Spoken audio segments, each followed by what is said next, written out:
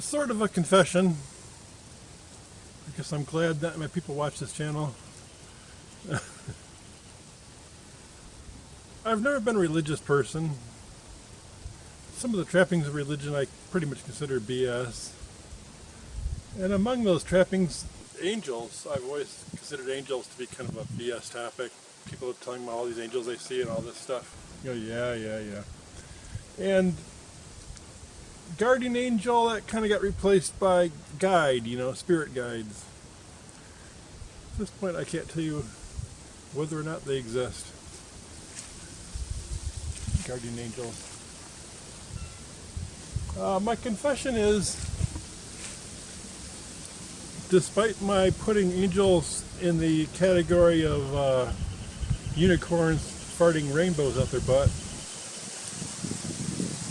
I've been seeing an angel for a few years now. And so much that about 2 or 3 years ago I had to look it up, try to find him. And I found there's a lot of inconsistency among artists, in their depictions of the angels. Michael is generally depicted with curly hair. Sometimes Gabriel is, sometimes he isn't. I guess I gotta see what they're carrying too, That's something I haven't made note of. If this image I get is carrying anything in his hands. I'm not really looking at his hands. I'm kind of looking at a headshot when I see the image. And the headshot is a handsome or beautiful person. As a headshot, you could put a male name or a female name underneath it, and either you could see it either way. Very handsome face, pretty face, beautiful skin, beautiful hair. Hair kind of mid-length, curly, like 1-inch curls, not like a tight afro type thing, but maybe collar length hair, pushing out a little bit because it's curly. And kind of a dark blonde, a little bit of a auburn tone to it. Not really a dishwasher blonde, dishwater blonde, but kind of an auburn tone. But anyway, a handsome or pretty face. And I see it kind of like flashing of an ID, it's like the courtesy of ID. The only thing I could really come up with for an analogy is like an undercover cop. Say you're in a seedy bar or something, or a seedy place, and something's going down, and you're trying to decide whether you're going to join in, or you're going to fight it, or you're going to turn it in, expose it, what you're going to do.